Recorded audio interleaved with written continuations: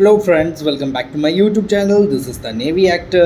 അപ്പോൾ ഇന്ന് ചാനലിൽ നമ്മളൊരു വളരെ അത്യാവശ്യമായ ഒരു കാര്യമാണ് നമ്മളിന്ന് ഡിസ്കസ് ചെയ്യാൻ പോകുന്നത്. അത് എന്താണെന്ന് വെച്ചാൽ നമുക്ക് ബ്രോ ഡാഡിയുടെ സെറ്റിലുണ്ടായ ഒരു അനുഭവത്തിനെ കുറിച്ച് നമ്മളെ സീക്രട്ട് ഏജൻറ്റായ ബിഗ് ബോസ് കണ്ടസ്റ്റൻറ്റ് സീക്രട്ട് ഏജൻറ്റായ സായി കൃഷ്ണ പുറത്തു വിട്ടിരുന്നു. അതുമല്ല, ഇത് വേറെ ഒരു ന്യൂസ് ചാനലിൽ ഈ റിപ്പോർട്ട് വന്നിട്ടുള്ളതായിരുന്നു. സോ അതിനെക്കുറിച്ച് നമുക്കൊരു കുറച്ച് കാര്യങ്ങൾ നമ്മൾ സീക്രട്ട് ഏജൻറ്റ് പറഞ്ഞ കുറച്ച് കാര്യങ്ങൾ നമുക്ക് കേൾക്കാം. ഇന്ന് റിയാക്ഷനിൽ അതാണുള്ളത്. പ്ലസ് എനിക്ക് പറയാനുള്ളത്, ഇപ്പം ഒരുപാട് സിനിമ ഇൻഡസ്ട്രിയിൽ ഇപ്പോൾ ഏറ്റവും കൂടുതൽ പ്രശ്നങ്ങളായിട്ട് വന്നിരിക്കുന്ന ഒരു വിഷയമാണ് കാസ്റ്റിംഗ് കൗച്ച്. ഈ കാസ്റ്റിംഗ് കൗച്ച് എന്ന് പറയുന്ന സംഭവം, ഞാനും ഈ സിനിമ മേഖലയിൽ ഉള്ളതുകൊണ്ട് എനിക്ക് അറിയാവുന്ന ഒരു കാര്യമാണ്. കാസ്റ്റിംഗ് കൗച്ച് എന്ന് പറയുമ്പോൾ ഇത് വേറെ ആരും ഡയറക്ടറും പ്രൊഡ്യൂസറും ആയിട്ട് ഡയറക്റ്റ് ഇൻഫ്ലുവൻസ് ചെയ്യുന്നവരേ അല്ല. ചില ഡയറക്ടേഴ്സും ചില പ്രൊഡ്യൂസേഴ്സൊക്കെ നല്ല മനുഷ്യന്മാരും ഉണ്ട്, ഇവിടെ നല്ല രീതിയിൽ സഹകരിക്കുന്നവരും ഉണ്ട്. ഇവരാരുമല്ല. ഇതിൻ്റെ പിന്നാലെയൊക്കെ ഒരുപാട് ബാക്കിൽ നിൽക്കുന്ന കുറച്ച് ഹയറിങ് ടീംസ് ഉണ്ട്. അതിലുള്ള കുറേ ഊച്ചാളികൾ, അവന്മാർ കാണിക്കുന്നതാണ് ഈ പരിപാടികൾ. Casting couch, adjustment. ദയവേത് എൻ്റെ ഇപ്പോൾ പുതുതലമുറയിലുള്ള എല്ലാ പെൺകുട്ടികളോടും എനിക്ക് പറയാനുള്ളത്, സിനിമയിലൊക്കെ നിങ്ങൾക്ക് നിങ്ങളെ ടാലൻറ്റ് ഉപയോഗിച്ച് കഴിഞ്ഞാൽ നിങ്ങൾക്ക് തന്നെ നടന് നടിയായിട്ട് അഭിനയിക്കാമല്ലോ. ഡെയിലി നിങ്ങൾക്ക് ടിക്ടോക്ക് ഉണ്ട്, ഇൻസ്റ്റഗ്രാം റീൽസ് ഉണ്ട്, യൂട്യൂബ് ഷോർട്സ് ഉണ്ട്. നിങ്ങൾ അതിൽ തന്നെ നിങ്ങളെ കഴിവ് തെളിയിക്കും മക്കളെ. ഒരു പ്രശ്നമില്ല. ചുമ്മാതെ പോയിട്ട് ഈ പറയുന്ന അവന്മാർക്കുള്ള കാര്യവും കേട്ട് അവന്മാർക്ക് വേണ്ടി പൈസ എറിഞ്ഞു കൊടുത്ത്, അയ്യോ നല്ലൊരു ചാൻസ് കിട്ട പൈസ കിട്ടുന്നുണ്ട്, ഫസ്റ്റ് ആയിട്ട് പടത്തിൽ കയറുമല്ലേ, സിനിമയിലോട്ട് മുഖം കാണിക്കാൻ വേണ്ടി ഇത്ര കഷ്ടപ്പെടണ്ടേ, ഒരു അവസരം കിട്ടുന്നതല്ലേ, ഞാൻ കുറച്ച് പൈസ അറേഞ്ച് ചെയ്യാമെന്നും പറഞ്ഞ് അവിടെ ഇവിടെയൊക്കെ സ്വർണം പണയം വെച്ച്, വീടിൻ്റെ ആധാരം പണയം വെച്ച് അവർ പറയും എന്തോ കോ പ്രൊഡ്യൂസറായിട്ട് നിൽക്കാനും, അങ്ങനെ പല രീതിയിലുള്ള സംസാരങ്ങളും വരും, എല്ലാം വരും. പക്ഷെ നിങ്ങളൊക്കെ അതൊക്കെ അവോയ്ഡ് ചെയ്യണം. നിങ്ങൾക്ക് ടാലൻ്റ് ഉണ്ടോ? നിങ്ങളുടെ ടാലൻറ്റ് നിങ്ങൾ സ്വന്തമായിട്ട് ടിക്ടോക്ക് ഇട്, വീഡിയോസ് ഇട്ട് തന്നെ നിങ്ങൾ നല്ല രീതി വൈറലാക്ക്. അങ്ങനെ നിങ്ങൾക്ക് അവസരം കിട്ടും. കുറച്ച് ദിവസം മുന്നേ തന്നെ ഞാൻ കണ്ടിരുന്നു, മറ്റേ ഹനയുടെ അടുത്ത് തന്നെ നമ്മളെ DNA പ്രൊമോഷനിൽ വെച്ച് മറ്റേ ഇൻ്റർവ്യൂ നടന്ന സമയത്ത് അസ്കറിക്കും ഹനയും ഉള്ള ഒരു ഇൻ്റർവ്യൂവിൽ തന്നെ നമ്മളത് ഷാലു ചോദിച്ചതായിരുന്നു. ആങ്കറായ ഷാലു ചോദിച്ചായിരുന്നു, സിനിമയിൽ ഒരു അവസരം കിട്ടാൻ വേണ്ടി കിടക്കേണ്ടി വരുമെന്ന്. അതൊക്കെ ഒരു തെറ്റായ സ്റ്റേറ്റ്മെൻറ്റ് തന്നെ. അതിലോട്ട് ഞാനിപ്പോൾ പോകുന്നില്ല. അപ്പം നമുക്ക് പറയാനുള്ളതെന്ന് പറഞ്ഞാൽ, ഇത് നമ്മളാ ബിഗ് ബ്രദർ എന്ന് പറഞ്ഞ സിനിമേൻ്റെ സെറ്റിൽ ആക്ച്വലി സിനിമ പ്രൊഡ്യൂസ് ചെയ്തത് സിനിമയുടെ മെയിൻ ഡയറക്ടർ തന്നെ നമ്മളെ പൃഥ്വിരാജ് സുകുമാരൻ, രാജുവേട്ടൻ തന്നെ. അപ്പോൾ അതിൽ മഹാനടനായ മോഹൻലാൽ സാറും എല്ലാവരും ഉണ്ട്. അപ്പോൾ ഇതെങ്ങനെ ഈ ഇഷ്യൂ ഇവർക്കുള്ള ചെവിയിൽ എത്തിയിട്ട് ഇവർ റിയാക്ട് ചെയ്യാത്തതാണോ, അതാ ഇവർ അറിഞ്ഞിട്ടുണ്ടോ? എന്താണ് ഇതിൻ്റെ പിന്നിലത്തെ രഹസ്യം? അതുമല്ല, ഇതിലുള്ള ഈ തെമ്മാടിത്തരം കാണിച്ച ഈ അസിസ്റ്റൻറ്റ് ഡയറക്ടർ ഒരുത്തനുണ്ടല്ലേ, മൻസൂർ എന്ന് പറഞ്ഞാൽ, അവൻ എവിടെ ആയാലും ശരി തന്നെ അവൻ്റെ കിടുങ്ങാമണി അടിച്ച് പൊട്ടിക്കേണ്ട സമയം കഴിഞ്ഞു. ഇതൊക്കെ അഥവാ വുമൺ എംപവർമെൻ്റ് എന്നും പറഞ്ഞിട്ട് കുറേ പേര് അഥവാ കച്ചകെട്ട് ഇറങ്ങിയിട്ടുണ്ടെങ്കിൽ ദയവേത് ഈ സ്ത്രീക്ക് നീതി മേടിച്ചു കൊടുക്കണം. ഓക്കെ, ഈ സിനിമ സെറ്റുകളിൽ ഇങ്ങനത്തെ ഒരു തെറ്റായ പ്രവൃത്തി നടക്കുന്നുണ്ടെങ്കിൽ അതിനെ കംപ്ലീറ്റ് ആയിട്ട് നിർത്തിക്കണം. അതൊരു അപേക്ഷയാണ്. ദയവേത് ഞാനിപ്പോൾ ഈ നമ്മളെ സായി കൃഷ്ണയുടെ വീഡിയോ ഞാൻ പ്ലേ ചെയ്യാൻ പോവാണ്. അത് നമുക്ക് കണ്ടതിന് ശേഷം അതിൽ സായി കൃഷ്ണ തന്നെ സംസാരിച്ച ഒരു വോയിസ് റെക്കോർഡിങ്ങും ഉണ്ട് ആ മാഡത്തിൻ്റെ. അപ്പം നിങ്ങൾക്ക് പറ്റുമെങ്കിൽ, ഇത് ഒരുപാട് വമ്പന്മാർക്കുള്ള ഇൻഫ്ലുവൻസ് ഒക്കെ കാണും. ഇത് ഈ പേരൊന്നും ആ സ്ത്രീ പേടിച്ചിട്ട് പറയാത്തതാണ്. അവർക്കുള്ള ജീവന് ഭീഷണിയും കാണാം, എന്തും കാണാം. അതുകൊണ്ട് അവർ പേര് പറയുന്നില്ല. വലിയ വമ്പന്മാർക്കുള്ള പേര് പറഞ്ഞത് തന്നെ ഇവിടെ ഹൈലൈറ്റ് ചെയ്തിട്ടില്ല സായി കൃഷ്ണ. അപ്പോൾ അതുകൊണ്ട് ദയവേത് നിങ്ങൾ ഈ വോയിസ് ക്ലിപ്പ് കേട്ടതിന് ശേഷം നിങ്ങൾക്കൊരു മനസാക്ഷി എന്ന് പറഞ്ഞൊരു സാധനം ഉണ്ടെങ്കിൽ ഇനി ഒരു പെൺകുട്ടികൾക്കും ഇത് കണക്കത്തെ ഒരു അവസ്ഥ വരരുതെന്ന് ആഗ്രഹിക്കുന്നെങ്കിൽ ദയവ് ഇത് കാണുന്ന നിങ്ങൾ എൻ്റെ വീഡിയോസ് കാണുകയാണെങ്കിൽ മാക്സിമം ഇത് ഷെയർ ചെയ്യണം. മാക്സിമം ഷെയർ ചെയ്തിട്ട് നിങ്ങൾ ഈ വിവരം വമ്പന്മാർക്കുള്ള ചെവിയിൽ തന്നെ എത്തിച്ചേ ഒക്കത്തുള്ളൂ. ഈ സ്ത്രീക്ക് എങ്ങനെയായാലും നീതി കിട്ടിയേ ഒക്കത്തുള്ളൂ. ആ പോക്കൃത്തരം കാണിച്ച ആ ചെറ്റ ഉണ്ടല്ലോ, എന്തോ അസിസ്റ്റൻറ്റ് ഡയറക്ടർ എന്ന് പറഞ്ഞാൽ മൻസൂറ, അവൻ എവിടെയാണെന്നാലും ശരി തന്നെ അവനെ പൂട്ടിച്ചിട്ട് ഇനി അവൻ ആയുഷ്കാലം ഇനി ഒരിക്കലും അവൻ കാണിക്കുക ഇതണക്കത്തെ പ്രവൃത്തി കാണിക്കാൻ പാടില്ല, ഇനി കാണിക്കാൻ പാടില്ല. കൊടുക്കാൻ മണി അടിച്ചു കൊണ്ടാൽ പൊട്ടിക്കണം അവൻ്റെയൊക്കെ. ഇതേ വകയുള്ള തെമ്മാടിത്തരം കാണിച്ചിട്ടുണ്ടെങ്കിൽ, അങ്ങനെ ഒരു കാര്യം കാണിച്ചിട്ടുണ്ടെങ്കിൽ ദയവ് ചെയ്തിട്ട് കാണുന്നവരെല്ലാവരും ഇതിന് പ്രതികരിച്ച് നോക്കത്തുള്ളൂ. സോ ഞാൻ വീഡിയോ പ്ലേ ചെയ്യാം. കുറച്ച് ദിവസം മുമ്പാണ് ബ്രോ ഡാഡി എന്ന് പറഞ്ഞാൽ നമ്മുടെ പൃഥ്വിരാജ് ഡയറക്റ്റ് ചെയ്ത് ലാലേട്ടൻ അഭിനയിച്ച മൂവിയുടെ സെറ്റിൽ വെച്ചിട്ട് യുവനടിക്ക് ആ സിനിമയുടെ തന്നെ സഹസംവിധായകനായ മൻസൂർ എന്ന് പറഞ്ഞ വ്യക്തിയിൽ നിന്ന് വളരെ മോശമായ ഒരു സിറ്റുവേഷൻ അനുഭവിക്കേണ്ടി വന്നു. സോ അതിൽ ആ ലേഡി പരാതി കൊടുക്കുന്നു. ഒരു രീതിയിലുള്ള ഫോളോ അപ്പോ അപ്ഡേറ്റോ ആ ലേഡിക്ക് കിട്ടിയില്ല എന്നുള്ള കംപ്ലൈൻറ്റ് അവർ കർമ്മ ന്യൂസിനോട് പറഞ്ഞ ന്യൂസ് അവർ പുറത്തു വിട്ടത്. അതിനുശേഷം ഞാൻ ആ ലേഡിയായിട്ട് കോൺടാക്ട് ചെയ്യുന്നു. ഞാൻ ആ ലേഡിയായിട്ട് സംസാരിച്ചതിൻ്റെ കോൺവെർസേഷൻ ആ ലേഡിയുടെ വിത്ത് പെർമിഷൻ, ആ ലേഡിയുടെ പെർമിഷനോട് കൂടി ഞാനിവിടെ വെക്കുകയാണ്. അപ്പോൾ ഇവിടെ ഞാൻ ഡീറ്റെയിൽ ആയിട്ട് ആ ലേഡിയോട് ചോദിക്കുന്നുണ്ട് ഈ ഇൻസിഡൻറ്റ് എങ്ങനെയാണ് നടന്നത്. അത് ആ ലേഡി പറയുന്നുണ്ട്. സംസാരിക്കുന്ന കൂട്ടത്തിൽ ആ ലേഡി കുറച്ച് ആളുകളുടെ പേരൊക്കെ പറയുന്നുണ്ട്. അത് ആ ലേഡി തന്നെ പറഞ്ഞു ലേറ്റർ ഓൺ ആ പേരുകളൊന്നും വെക്കണ്ട, അതൊന്ന് കട്ട് ചെയ്യണം. അതുകൊണ്ട് തന്നെ ആ പോർഷൻസിലൊക്കെ ഞാൻ ചെറുതായിട്ട് ആ പേരുകൾ വരുന്ന സ്ഥലത്തൊക്കെ കട്ട് ചെയ്തിട്ടുണ്ട്. ആൻഡ് ഈ ഒരു ഇൻസിഡന്റിന്റെ അവസ്ഥ എന്ന് പറഞ്ഞു കഴിഞ്ഞാൽ ഈ ലേഡിക്ക് ഈ സഹസംവിധായകനായ മൻസൂറിന്റെ ഭാഗത്ത് നിന്ന് ഇത്ര മോശമായ ഒരു സിറ്റുവേഷൻ അനുഭവിക്കേണ്ടി വന്നിട്ട് ഈ ലേഡി അതിനുശേഷം അവരുടെ ഫാമിലി ബന്ധം എന്ന് പറയുമ്പോൾ ഹസ്ബൻഡായിട്ട് ഡിവോഴ്സിന്റെ ആ ഒരു അവസ്ഥയിലെത്തി. ഈ ഒരു അവസ്ഥയിലെത്തുന്ന വരെ ഈ മൻസൂർ ഈ പറഞ്ഞ ലേഡിയെ അവരുടെ ഈ ഫോട്ടോ വീഡിയോ ഒക്കെ പറഞ്ഞ് ഭീഷണിപ്പെടുത്തി പൈസ വരെ അടിച്ചു മാറ്റി. അത് ആ വ്യക്തി ഈ ലേഡിയോട് മാത്രമല്ല അതേ സിനിമയുടെ സെറ്റിലെ വേറെ ലേഡിയോടൊക്കെ ചെയ്യുന്നുണ്ട് എന്ന് അറിഞ്ഞ് ഈ ലേഡി അപ്പോഴാണ് എന്ത് ചെയ്യുന്നത്, ഓൾറെഡി ഫാമിലി തകർന്നു, ഓൾറെഡി പൈസ ഇങ്ങനെ ഇവൻ ഭീഷണിപ്പെടുത്തി വാങ്ങുന്നു, ഇത് വേറെ സ്ത്രീകളിലേക്ക് പോകുന്നു. ലേഡി കൊണ്ടുപോയിട്ട് കംപ്ലൈൻറ്റ് കൊടുക്കുന്നു. കംപ്ലൈൻറ്റ് കൊടുത്തതിൻ്റെ ഭാഗമായിട്ട് വേറൊരു വ്യക്തി, ഈ ലേഡി ഹൈദരാബാദ് ബേസ്ഡ് ആയിട്ടുള്ള ലേഡിയാണ്, മലയാളിയാണ്, അവരെ ഹെൽപ്പ് ചെയ്യാന്ന് പറഞ്ഞിട്ട് ആദ്യം ഇനീഷ്യലി ഒപ്പം കൂടുന്നു. അവിടുന്ന് ഈ ലേഡിയെ പറ്റിക്കുന്നു. അവിടുന്ന് എല്ലാ കാര്യങ്ങളും ഈ ലേഡി കൊടുത്ത കംപ്ലൈൻറ്റും കാര്യങ്ങളൊക്കെ ഈ മൻസൂറിലേക്ക് എത്തിച്ചിട്ട് മൻസൂറിന് ഒരു മുൻകൂർ ജാമ്യം എടുക്കാൻ പറ്റുന്ന രീതിയിൽ കാര്യങ്ങൾ നീക്കുന്നു.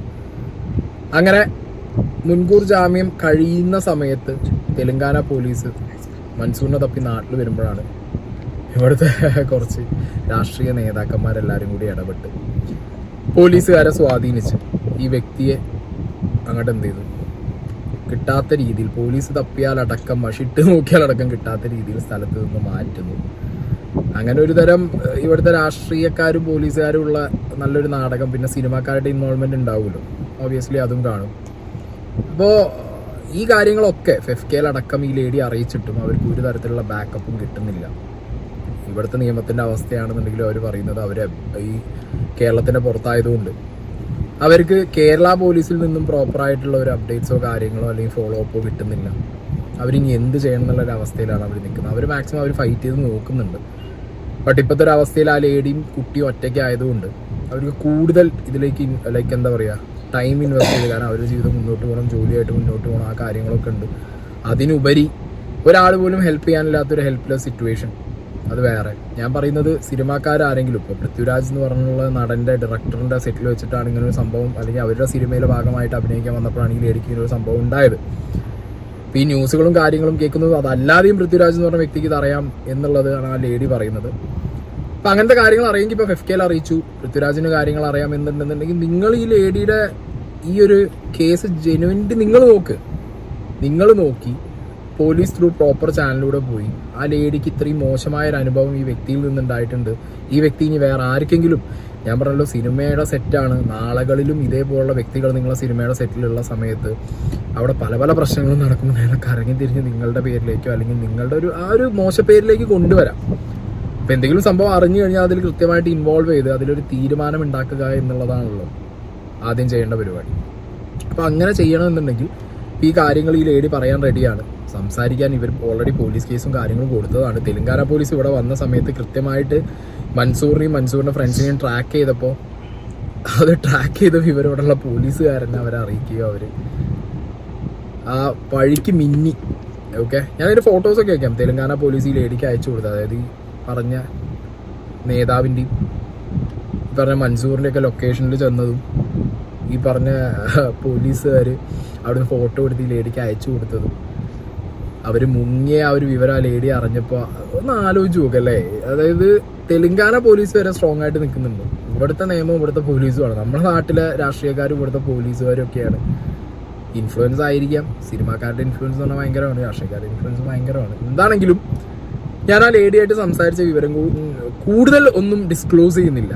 ഓക്കെ, അതാണ് മെയിൻ ആദ്യമായിട്ട് പറയാനുള്ളത്. കൂടുതൽ കാര്യങ്ങൾ ഡിസ്ക്ലോസ് ചെയ്യുന്നില്ല എന്ന് പറയാൻ കാരണം കുറേ പേരുകൾ ഇതിൽ ഇൻവോൾവ് ആയതുകൊണ്ടാണ് കൂടുതൽ കാര്യങ്ങൾ ഡിസ്ക്ലോസ് ചെയ്യാത്തത്. കുറേയൊക്കെ മാക്സിമം ആ ലേഡി, കാരണം അവർക്ക് സംസാരിക്കുമ്പോൾ തന്നെ ഭയങ്കര പേടിയുണ്ട്, ഭയങ്കരമായ പേടിയുണ്ട് അവർക്ക് സംസാരിക്കുന്ന സമയത്ത്. ഞാൻ സംസാരിച്ച് ശീലമുള്ള ഒരു വ്യക്തിയല്ല. സംസാരിക്കുന്ന സമയത്ത് അവർക്ക് ആ ഷിവറിങ് ഉണ്ട്, ശബ്ദത്തിൽ ആ ഒരു പ്രശ്നങ്ങൾ അവർക്ക് അത് ക്ലിയർ ആയിട്ടുണ്ട്. അപ്പോൾ ഞാൻ മാക്സിമം അവരോട് സംസാരിച്ചതിൻ്റെ ഒരു എന്താ പറയുക, പേരുകൾ ഒഴിവാക്കിയ ഒരു വേർഷൻ ഞാനിവിടെ വെക്കുന്നുണ്ട്. ഈ ഒരു അവസ്ഥയിൽ അവരെ സഹായിക്കാൻ പോലീസുകാരും അവിടുത്തെ നിയമവും സിനിമാക്കാരും ഒപ്പം നിന്ന് കൊടുക്കണം എന്നാണ് എനിക്ക് പറയാനുള്ളത്. അതിന് അവർക്ക് ചെക്ക് ചെയ്യാം എത്രത്തോളം ജെനുവിനാന്നുള്ളതും അവർക്ക് ചെക്ക് ചെയ്യാം. ഓക്കെ, ഇതാണെങ്കിലും തെലുങ്കാന പോലീസിൽ അവിടെ കേസായിട്ടുണ്ട്. അത് കേരള പോലീസിന് ഫോർവേഡ് ചെയ്തൊരു വിഷയമാണല്ലോ. നിങ്ങൾ അന്വേഷിച്ച് ഈ ലേഡിക്ക് തക്കതായിട്ടുള്ള ഒരു തീരുമാനത്തിൽ ഉണ്ടാക്കി കൊടുക്കുന്നുള്ള പ്രതീക്ഷയിൽ ഞാൻ ആ ഒരു വോയിസ് ക്ലിപ്പും കൂടി ഇവിടെ വയ്ക്കാം, അവരായിട്ട് സംസാരിച്ചത്. ആദ്യം ഞങ്ങൾ ശരിക്കും പറഞ്ഞു കഴിഞ്ഞാൽ ഫസ്റ്റ് ഈ ഇതില് എല്ലാം പുറത്തുനിന്നുള്ള എല്ലാ ആർട്ടിസ്റ്റൊന്നും ഇല്ല, ജസ്റ്റ് വളരെ കുറവ് ആളുകളെ ഉണ്ടായിരുന്നു ആ സിനിമയ്ക്ക്. കോവിഡ് ടൈം ആയിരുന്നു. അതെ അസോസിയേഷന്റെ ബേസിൽ കൊറോണ ടെസ്റ്റ് എടുത്ത കുറച്ച് ഫാമിലീസ് മാത്രമേ ഉള്ളായിരുന്നു അവിടെ ചെല്ലായിരുന്നു, ഇതായിട്ടുള്ളായിരുന്നു. അപ്പം അത് കഴിഞ്ഞ് ആദ്യം ഞങ്ങൾ പോയി നൈറ്റ് ഉണ്ണിമോഹന്റെ ഒരു കല്യാണത്തിന്റെ ഷോട്ടായിരുന്നു. അത് കഴിഞ്ഞ് രാത്രി 3 മണിയായപ്പോൾ ഞങ്ങൾ വീട്ടിലോട്ട് പോന്നു. അത് കഴിഞ്ഞ് സെക്കൻഡ് ടൈമിൽ ശംഷാബാദ് വെച്ചൊരു ഷൂട്ടായിരുന്നു, അതിന് പോയി. മൂന്നാമത് മോഹൻലാൽ സാറുമായിട്ട് ഫോട്ടോ എടുക്കാൻ വേണ്ടിയിട്ട് രാമോജിയിൽ പോയി. പിന്നെ വണ്ടി ഇങ്ങനെ തിരിച്ചു കേരള രജിസ്ട്രേഷന്റെ വണ്ടി വരുന്ന ഒരു ഷോട്ടായിരുന്നു. അങ്ങനെ 3-5 പ്രാവശ്യം പോയപ്പോ അന്ന് ആദ്യം അവിടെ വെച്ചാണ് പറയുന്നത് അടുത്ത ഷൂട്ടുണ്ട്, ഇത് കല്യാണിയുടെയും പൃഥ്വിരാജിന്റെയും കല്യാണത്തിന് നമ്മൾ ഫുഡ് കഴിക്കാനിരിക്കുന്നതായിട്ടാണ് ഷോട്ട്. അപ്പൊ ലൈറ്റ് കളർ ഡ്രസ്സൊക്കെ ചെയ്ത് വരണം എന്ന് പറഞ്ഞു. അങ്ങനെ പറഞ്ഞു അവിടെ വെച്ച് തന്നെ ഞങ്ങളോട് എല്ലാവരും സംസാരിച്ചിട്ടാണ് ഞങ്ങൾ പോകുന്നത് തിരിച്ച്. അത് കഴിഞ്ഞിട്ട് പുള്ളി വിളിച്ചിട്ട് 3-ാം തീയതി വരാൻ അവിടെ എന്ന് പറഞ്ഞു. 4-ാം തീയതിയാണ് ഷൂട്ട് എന്ന് പറഞ്ഞു. അപ്പൊ എന്റെ വീട് എന്ന് പറഞ്ഞാൽ ഈ ലൊക്കേഷനുമായിട്ട് കുറെ ദൂരമുണ്ട്, 50 കിലോമീറ്ററോളം ഉണ്ട്. അപ്പൊ അവിടെ റൂം ബുക്ക് ചെയ്തു. ഞാൻ ബുക്ക് ചെയ്ത റൂം, അതായത് എന്റെ പേയ്മെന്റ് കൊടുത്ത് ഞാൻ ബുക്ക് ചെയ്ത റൂം ഈ സിനിമക്കാരെല്ലാരും ഉണ്ട് അവിടെ. അപ്പൊ നമുക്ക് സംശയമൊന്നും തോന്നത്തില്ല, ഫുൾ ക്രൂ അതിനകത്തുണ്ട്. അപ്പൊ അവിടെ തന്നെ ഞാൻ ബുക്ക് ചെയ്തു. ഞാനൊരു 5 മണിയായിപ്പോ എത്തി അസോസിയേറ്റ്. അപ്പം അവരായിരുന്നു, അവരെ കാണാൻ പോവാം എന്ന് പറഞ്ഞുകൊണ്ടാണ് പുള്ളി റൂമിലേക്ക് വരുന്നതും എനിക്ക് സ്പ്രൈറ്റ് വരുന്നതും. പിന്നീട് പുള്ളി റൂമിൽ നിന്നും പോകുമോ, എനിക്ക് ബോധം വരുന്ന പുള്ളി റൂമിലില്ല. പിന്നെ എന്റെ ഫോട്ടോ കാണിച്ചപ്പോ ഞാൻ രാത്രി ആയപ്പോഴത്തേക്ക് ഫസ്റ്റ് ഞാൻ എന്റെ ഒരു കൂട്ടുകാരിനെ വിളിച്ചിട്ട് ഇങ്ങനെ പറഞ്ഞപ്പോ അവര് പറഞ്ഞു എനിക്ക് എന്നാ പ്രോബ്ലം ആവും, എത്രയും പെട്ടെന്ന് റൂം വെക്കേറ്റ് ചെയ്യാൻ പറഞ്ഞു. അപ്പൊ ഞാൻ എന്റെ ഹസ്ബൻഡിനെ തന്നെ വിളിച്ചിട്ടാണ് ഇങ്ങനെ പ്രോബ്ലം ഒന്നും പറയുന്നില്ല, ഞാൻ ഷൂട്ടിൽ നിൽക്കുന്നില്ല, എനിക്ക് ഇവിടെ ഒറ്റയ്ക്ക് നിൽക്കാൻ പേടിയാന്ന് പറഞ്ഞിട്ട് എന്നെ വന്ന് ഹസ്ബൻഡും എന്റെ കൊച്ചും കൂടെയാണ് പിക്കപ്പ് ചെയ്തുകൊണ്ട് പോകുന്നത്. രാത്രിയിൽ ഒരു 3 മണിയൊക്കെ ആയപ്പോ റൂം വെക്കേറ്റ് ചെയ്ത് പോയി. അത് കഴിഞ്ഞ് വെളുപ്പിനെയാണ് ഈ ഫോട്ടോ എനിക്ക് ഇട്ട് തന്നിട്ട് എല്ലാവർക്കും അയക്കും എന്ന് പറഞ്ഞ് ഭീഷണിപ്പെടുത്തിക്കൊണ്ടിരുന്നത്. അപ്പൊ എന്നിട്ട് ഇതിന് ശേഷം നിങ്ങളത് പൃഥ്വിരാജിനോടോ ലാൽ സാറിനോടൊന്നും പറഞ്ഞില്ല? അല്ല, ആദ്യം ഞാൻ പിന്നെ രണ്ടാമത് നേരെ ഇതിന് ചെന്നിട്ട് ഇതിന് ഫോൺ മേടിച്ച് ഒടിച്ചു പറഞ്ഞു. സാംസങ്ങിന്റെ ഒരു ഫോണായിരുന്നു. ലൊക്കേഷനിലല്ല, അവർ താമസിക്കുന്ന ഹോട്ടലിൽ താഴെ ചെന്നിട്ട് വിളിച്ചിട്ട് താഴെ വന്നു. അപ്പൊ ഫോൺ പൊട്ടിച്ചു. പക്ഷെ പിന്നീട് ഇവനപ്പൊ ഇതിന്റെ ഈ മെമ്മറിക്കാരൊക്കെ ഉണ്ടല്ലോ, അപ്പൊ അതിലുണ്ടെന്ന് പറഞ്ഞ് ഭീഷണിപ്പെടുത്തിയാണ് പൈസ വാങ്ങിയത്. പിന്നീട് ഇതേ സെയിം പരിപാടി വേറൊരു ലേഡിന്റെ അടുത്ത് സ്റ്റാർട്ട് ചെയ്തപ്പോ ഞാൻ അറിഞ്ഞിട്ട് ഞാൻ പറഞ്ഞു, ചേച്ചി എനിക്ക് ഇങ്ങനെ അനുഭവം ഉണ്ടായിരുന്നു, ഇതുപോലെ തന്നെ ഈ സെയിം ബ്രോഡാഡിയുടെ തന്നെ. അപ്പത്തേക്ക് സിനിമ തീർന്ന ഒരു നാട്ടിലോട്ട് പോയി തിരിച്ച്. പിന്നെ വേറൊരു കാര്യം, ഇതില് നിങ്ങൾ പൈസ കൊടുത്തിട്ടുണ്ടായിരുന്നു? 6 ലക്ഷം രൂപ അടുത്ത് കൊടുത്തിട്ടുണ്ടായിരുന്നു. അതിൽ കുറച്ച്, അതായത് പിന്നീട് ഞാൻ ഭയങ്കര സ്നേഹാഭിനയമായിരുന്നു കേട്ടോ. പിന്നീട് അങ്ങോട്ട്, അതായത് പുറത്ത് പറയാത്ത എന്താണെന്ന് ചോദിച്ചു കഴിഞ്ഞാൽ ഇത് പകല് ഡെയിലി ഒരു നോർമൽ പേഴ്സൺ, നൈറ്റ് ആയി കഴിയുമ്പോഴത്തേന് മറ്റേ മയക്കുമരുന്ന് വാങ്ങിയൊക്കെ പരിപാടി. പിന്നെ ഒന്ന് ടോർച്ചറിങ്, അതായത് ഒരു 1 മണി 2 മണി 3 മണി. ഈ പൈസ കൊടുത്തതിന് ശേഷമാണോ നിങ്ങൾ ഫോൺ ഓടിച്ചു കളഞ്ഞത്? അതോ അല്ല, പൈസ ആദ്യത്തെ എമൗണ്ട് അല്ലല്ല, ഫോൺ ഒടിച്ചു കഴിഞ്ഞിട്ടാ പൈസ കൊടുക്കുന്നത്. അതായത് ഈ ഫോൺ ഒടിച്ചു കളഞ്ഞത് കൊണ്ട് ഞാൻ ഉറപ്പായിട്ട് പിന്നെ നാണം കെടുത്തു, എനിക്ക് ഫോൺ വേണം, എനിക്ക് ഈ പൈസ വന്നില്ല, നാണം കെടുത്തു എന്ന് പറഞ്ഞിട്ട് ഫോൺ മേടിക്കാൻ ഞാൻ ആദ്യം ഈ പൈസ മാറുന്നത്. അത് ഞാൻ സ്ക്രീൻ എന്റെ ഗൂഗിൾ പേ ചെയ്തതിന്റെ സ്റ്റേറ്റ്മെന്റ് ഉണ്ട്. അതെ, അതും കൂടി എനിക്ക് അയക്കണം. പിന്നെ അതേപോലെ നിങ്ങൾക്ക് ഇവൻ ഭീഷണിപ്പെടുത്താൻ വേണ്ടി പിക്സ് ഒക്കെ അയച്ചു തന്നില്ലേ? ഇതൊക്കെ നിങ്ങൾ പോലീസ് കൊടുത്തോ? ഇല്ല, ആദ്യത്തെ ഒരു ഒറ്റ പ്രാവശ്യം ഫോട്ടോ അയച്ചിട്ടുണ്ട്. അത് ജസ്റ്റ് വൺ ടൈം ഓപ്പൺ ഇല്ല. അപ്പൊ എനിക്ക് സ്ക്രീൻഷോട്ട് എടുക്കാനൊന്നും അറിയില്ല. അത് കഴിഞ്ഞ് ചേച്ചിന്റെ അടുത്ത് പറയുന്നത്, ചേച്ചി പറയുന്ന ഈ വൺ ടൈം ഓപ്പൺ ആണെങ്കിൽ സ്ക്രീൻഷോട്ട് അടിക്കണം. അതേ കഴിഞ്ഞ് പിന്നെ എന്തയച്ചു തന്നാലും സ്ക്രീൻഷോട്ട് അയച്ചിട്ടുണ്ട്, എടുത്തിട്ടുണ്ട്. എല്ലാം പോലീസ് സ്റ്റേഷനിൽ കൊടുത്തിട്ടുണ്ട്. പിന്നെ പോലീസുകാര് അന്ന് അവിടെ പോയിട്ട് ഈ ഫയർഫെയറിൽ പറഞ്ഞിട്ട് ഇറങ്ങി പോകുന്നതിന്റെ സ്റ്റേറ്റ്മെന്റും കാര്യങ്ങളും എടുത്ത് CCTV ഫുട്ടേജ് ഒക്കെ എടുത്തിട്ടുണ്ട്. അതൊന്ന് അയച്ചു തരാൻ പറ്റുമോ ആ കാര്യങ്ങള്? അത് പോലീസുകാരുടെ കയ്യിലല്ലേ ഉള്ളൂ, നമ്മുടെ കയ്യിലില്ല. അതല്ല നിങ്ങൾ ഈ പറഞ്ഞ അവ അയച്ച ചാറ്റോ കാര്യങ്ങളോ ഉണ്ടെങ്കിൽ കുറച്ച് ഞാൻ ഇട്ടുള്ളത്. ഈ സംഭവം ശരിക്കും ഞങ്ങൾ പുറത്തു പോയി കേസ് കൊടുത്തു. പിന്നെ ഹസ്ബൻഡ് ഉപേക്ഷിച്ചു പോയി. അത് കഴിഞ്ഞിട്ട് അങ്ങനെ വലിയ ഇഷ്യൂ ഒന്നും ഇല്ല, ഇതിങ്ങനെ നിൽക്കുമായിരുന്നു. അപ്പൊ അത് കഴിഞ്ഞിട്ട് ഈ CPM-ന്റെ ലോക്കൽ കമ്മിറ്റി സെക്രട്ടറി, അപ്പൊ എനിക്ക് അപ്പോൾ ഇതിനെ പേഴ്സണലായിട്ട് ഒരു പരിചയമില്ല. നാട്ടിലെ CPM-ന്റെ ലോക്കൽ കമ്മിറ്റി സെക്രട്ടറി അല്ല, അത് ഈ ഈ മൻസൂർ റഷീദിന്റെ അതിന്റെ ഈ കേസ് കൊടുത്തിട്ട് ഒരു 10 മാസമായി കേസ് കൊടുത്തിട്ട്. അവന്റെ നാട്ടിലെ സെക്രട്ടറി? അതെ, അവന്റെ നാട്ടിലെ സെക്രട്ടറി അല്ല, വേറൊരു നാട്ടിലെ. അതായത് കേസ് കൊടുത്തു കഴിഞ്ഞപ്പോ ഫസ്റ്റ് മലയാളി അസോസിയേഷനിലെ തന്നെ ഒരു ചേട്ടൻ എന്നെ വിളിച്ചിട്ട് പറഞ്ഞു ഞാൻ ഹെൽപ്പ് ചെയ്യാം. ഈ മലയാളി അസോസിയേഷന്റെ വ്യക്തി എന്ന് പറഞ്ഞ് നിങ്ങളെ കോൺടാക്ട് ചെയ്താൽ ഹൈദരാബാദ് മലയാളി അസോസിയേഷൻ ആണോ? അതെ അതെ. ഓക്കെ, അപ്പൊ നിങ്ങൾ അവിടെ കേസ് രജിസ്റ്റർ ചെയ്തുകൊണ്ട് അയാൾ നിങ്ങൾ അവിടുന്ന് വിളിച്ചു. ശരിക്കും അവിടെ സ്റ്റേ ഹൈദരാബാദ് തന്നെ. നിങ്ങൾ അവിടെ തന്നെ ഉള്ള ആളാണ്. ഓക്കെ. അപ്പൊ ഹൈദരാബാദ് മലയാളി അസോസിയേഷനിൽ അയാൾ നിങ്ങളെ വിളിക്കുന്നു, FIR-ന്റെ കോപ്പി വാങ്ങണം, അത് മൻസൂറിന് കൊടുക്കണം. മൻസൂർ ആന്റിസിപ്പേറ്ററി ബെയിലിന് കൊടുത്തു. അപ്പൊ ആ ചേട്ടനാണ് ഈ പുള്ളിക്ക് കൊടുക്കുന്നത്. ഞാൻ ആന്റിസിപ്പേറ്റ് ബെയിൽ അപ്ലൈ ചെയ്തു. അത് കഴിഞ്ഞ് പിന്നെ ഞാൻ നാട്ടിൽ വന്നിട്ട് കേരള ഹൈക്കോടതിയിൽ ഞാൻ വേറൊരു മേഡത്തെ കണ്ടിട്ട് ഇനി ഞാൻ അവിടെ ബെയിൽ കിട്ടാതിരിക്കാൻ വേണ്ടിയിട്ട് എല്ലാം ചെയ്ത് കഴിഞ്ഞപ്പോഴത്തേക്ക് മാർച്ച് 3 അവിടെ ബെയിൽ തീർന്നു. അതിനിടയ്ക്ക് ഹൈദരാബാദ് പോലീസുകാർ നാട്ടിൽ വന്നായിരുന്നു അറസ്റ്റ് ചെയ്യാൻ വേണ്ടിയിട്ട്. അപ്പൊ ഞാൻ പറഞ്ഞു ഈ ചേട്ടന്റെ സപ്പോർട്ടും വേറെ കുറച്ച് പേരുടെ സപ്പോർട്ട് ഉണ്ടായിട്ട് ഇവിടുത്തെ പോലീസുകാരും വലിയ രീതിയിൽ ഇത് എടുക്കില്ല.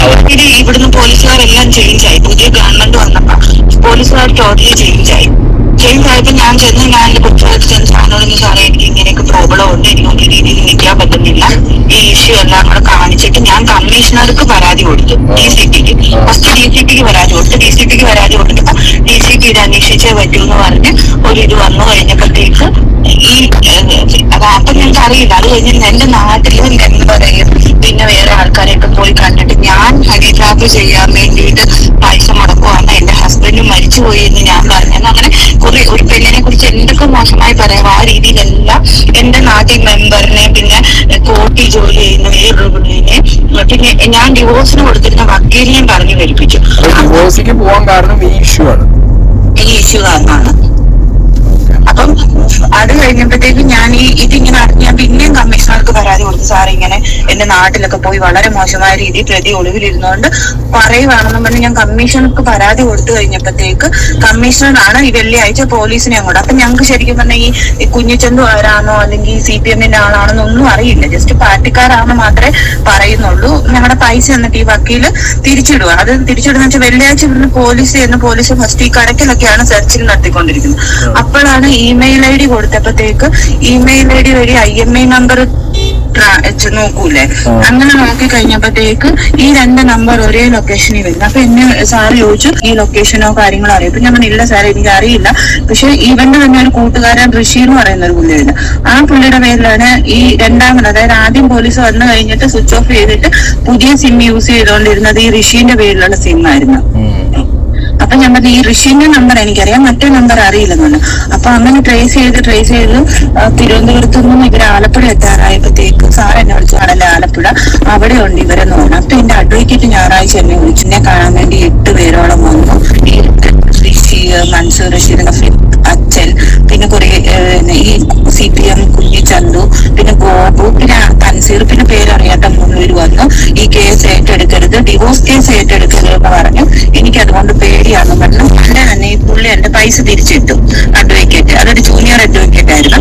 അപ്പോഴാണ് ഞങ്ങൾ അറിയുന്നത് ഇത് കുഞ്ഞിച്ചന്തു എന്ന വ്യക്തിയാണെന്നുള്ളത്. അപ്പൊ ഞാൻ സാറിന്റെ അടുത്ത് പറഞ്ഞു, സാറെ ഇതൊരു ഇങ്ങനെ ലോക്കൽ കമ്മിറ്റി സെക്രട്ടറി എന്നാ പറഞ്ഞിരിക്കുന്നത്, അവരിപ്പം പോയിട്ടുണ്ട്, അവരെ ട്രേസ് ചെയ്താൽ മതി എന്ന് പറഞ്ഞിട്ട് പോലീസുകാർ പോയി ആലപ്പുഴയിൽ ആദ്യം അവിടെ ചെന്ന് പറഞ്ഞു ഇങ്ങനെ അവരിങ്ങനെ വന്നിട്ടുണ്ട് കേസിന് വേണ്ടിയിട്ടാണെന്ന്. അപ്പം പിന്നെ ഇവര് മൂവ് ചെയ്തോണ്ടിരിക്കുക ഓച്ചിറയിലോട്ട് മൂവ് ചെയ്തപ്പോ അവര് പറഞ്ഞു ഞങ്ങൾ ഇവിടെ നിൽക്കുന്നില്ല, ഓച്ചിറയിലേക്ക് പോവാന്ന് പറഞ്ഞ് പോലീസുകാർ രാത്രി തന്നെ ഓച്ചിറയിലോട്ട് പോയി. ഓച്ചിറയിൽ ചെന്ന് ഒരു 3 മണിയായപ്പോഴത്തേക്ക് ചെയ്തപ്പോഴത്തേക്ക് ഓച്ചിറ പോലീസ് സ്റ്റേഷനിൽ റിപ്പോർട്ട് ചെയ്തപ്പോഴത്തേക്ക് അതുവരെ ഈ ഫോൺ ഓണും ആയിരുന്നു. ഇവരെല്ലാം പുറകെ ഉണ്ടായിരുന്നു. അതായത് തിരുവനന്തപുരം തൊട്ട് ആലപ്പുഴ, അവിടെ നിന്ന്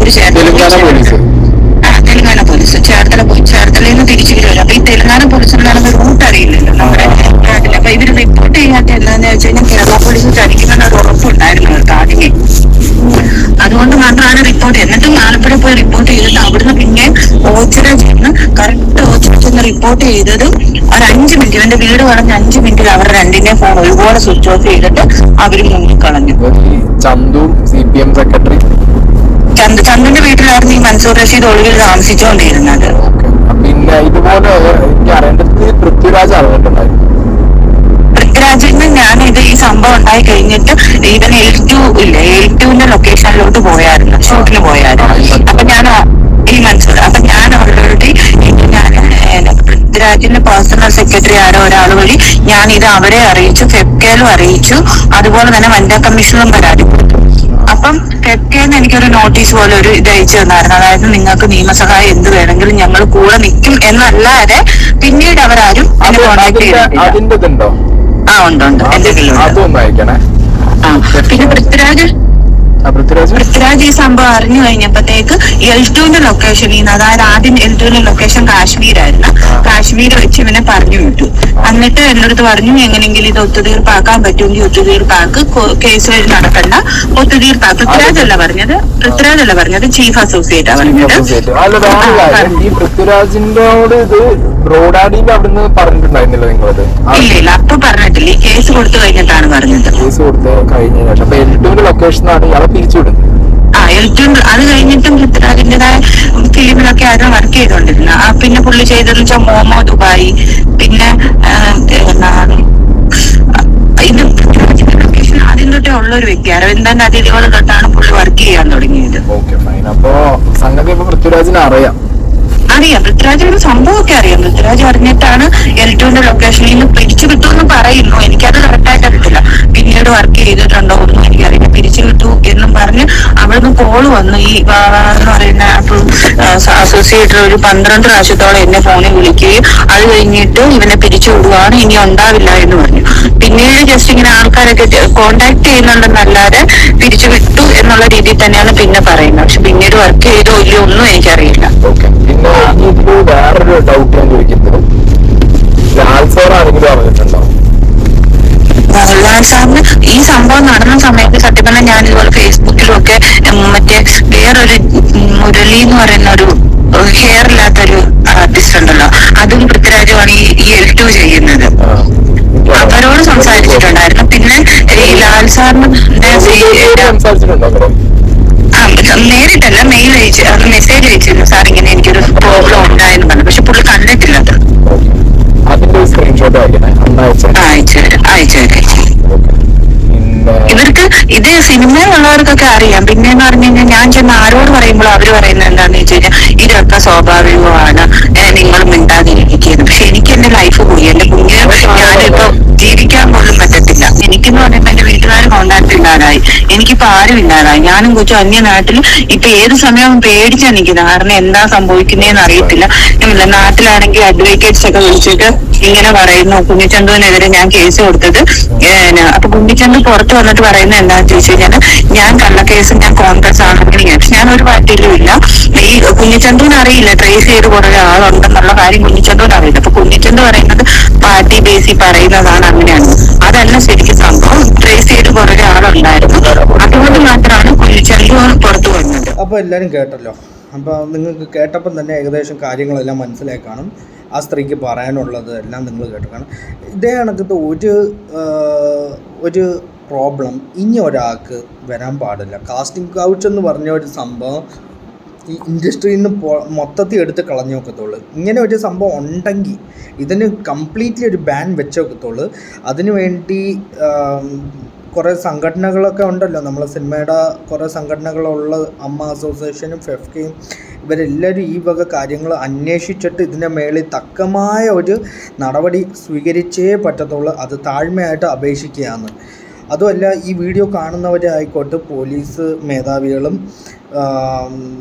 വക്കീലന്മാർ ആരെങ്കിലും ഉണ്ടെങ്കിൽ ആരെങ്കിലും ഉണ്ടെങ്കിൽ സാർമാരെ നിങ്ങളോട് ഒരു റിക്വസ്റ്റാണ്, ഒരു സ്ത്രീയുടെ മാനം കാത്തു സൂക്ഷിക്കേണ്ട നമ്മൾ പുരുഷന്മാർക്കുള്ള കടമയാണ്. അപ്പം നമ്മളാണ് അവർക്ക് വേണ്ടി ഒരു വഴികാട്ടിയാക്കി കൊടുക്കണ്ട, നമ്മളാണ് അവരെ രക്ഷിക്കേണ്ട കടമ നമുക്കുള്ളതാണ്. ഇങ്ങനെ ഒരു പ്രോബ്ലം വന്നിട്ടുണ്ടെങ്കിൽ ആ ചെയ്തവന് കടുത്ത ശിക്ഷ തന്നെ കിട്ടിയേ പറ്റത്തുള്ളൂ. അപ്പം എല്ലാവരും ഇത് മാക്സിമം ഒന്ന് മനസാക്ഷിനെ തൊട്ട് ഞാൻ പറയാം, നിങ്ങൾക്കൊരു ചെറിയൊരു ഹ്യൂമാനിറ്റി ഉണ്ടെങ്കിൽ ദയവേത് ഈ സ്ത്രീയുടെ പ്രശ്നം പരിഗണിക്കണം. ഈ അപേക്ഷ ഞാൻ മോഹൻലാൽ സാറും പൃഥ്വിരാജ് സാറിനോടും കൂടെ പ്രത്യേകിച്ച് പറയുകയാണ്. ദയവേത് ഇങ്ങനൊരു നിങ്ങൾ നേരത്തെ ഭാവനയ്ക്കൊരു ഇതേണക്കത്തൊരു ഭാവന മാഡത്തിന് ഇതേണക്കത്തൊരു സിറ്റുവേഷൻ വന്നപ്പോൾ നിങ്ങളെല്ലാവരും വോയിസ് എടുത്തവരാണ്. ഇപ്പം നമുക്കുള്ളൊരു സ്വന്തം സിനിമയിൽ ഇങ്ങനെ ഒരു പ്രശ്നം വന്നപ്പം നിങ്ങൾ ദയവായി ഇത് സ്വാർത്ഥനായിട്ട് നിൽക്കല്ലേ. ബിക്കോസ് നിങ്ങളെ ജനങ്ങൾ ഇഷ്ടപ്പെടുന്നുണ്ട്, ഒരുപാട് ഇഷ്ടപ്പെടുന്ന, ഞാൻ പേഴ്സണലി എനിക്കും ഇഷ്ടപ്പെട്ട ഒരാളാണ് പൃഥ്വിരാജ് സാറും മോഹൻലാൽ സാറും. സോ ഞാൻ റിക്വസ്റ്റ് ചെയ്ത് പറയുക, സർ പ്ലീസ് ഇങ്ങനെ വല്ല ഇഷ്യൂസൊക്കെ ഉണ്ടെങ്കിൽ നിങ്ങൾ ദയവേത് അതിൻ്റെ മേളിലൊരു അവനെ അങ്ങനെ വിട്ടിട്ട് കാര്യമില്ല. കാരണം അവൻ ഇന്ന് ഈ കുറ്റം ചെയ്തിട്ടുണ്ടെങ്കിൽ നാളെ അവൻ ഇറങ്ങിയതിന് ശേഷം, കാരണം ഇവരൊക്കെ അകത്ത് പോയിട്ട് ഗോതമ്പുണ്ടയും തിന്ന് ബിരിയാണിയും തിന്ന് മട്ടനും എല്ലാം ചിക്കനും കഴിച്ചിട്ട് പിന്നെയും കൊഴുത്തിട്ട് വന്നതിന് ശേഷം പിന്നെ അവന്മാർ ഈ തറ പരിപാടികൾ പിന്നെ നാളെ വേറെ സെറ്റിൽ വേറെ പെൺകുട്ടികളായിട്ടൊക്കെ ചെയ്യും. അപ്പോൾ ഇതിൽ വരുന്ന പെൺകുട്ടികൾ അവർക്കുള്ള മാതാപിതാക്കൾക്ക് അവർക്ക് നമ്മളെ ഈ ഫീൽഡിനോട് തന്നെ ഒരു പുച്ഛം തോന്നും. നമ്മളെ ഫീൽഡിനെ വല്ലാത്ത രീതിയിൽ അപമാനിച്ചിട്ടൊക്കെ വിടും. സോ ദയവേത് നിങ്ങൾ ഇതിൻ്റെ മേലെ തക്കമായ ഒരു നടപടി എടുത്തേ പറ്റത്തുള്ളൂ. സോ ഇത് കണ്ട എല്ലാവർക്കും എൻ്റെ വീഡിയോസ് ഇഷ്ടപ്പെട്ടിട്ടുണ്ടെങ്കിൽ ദയവേത് share, like, subscribe. Okay, see U.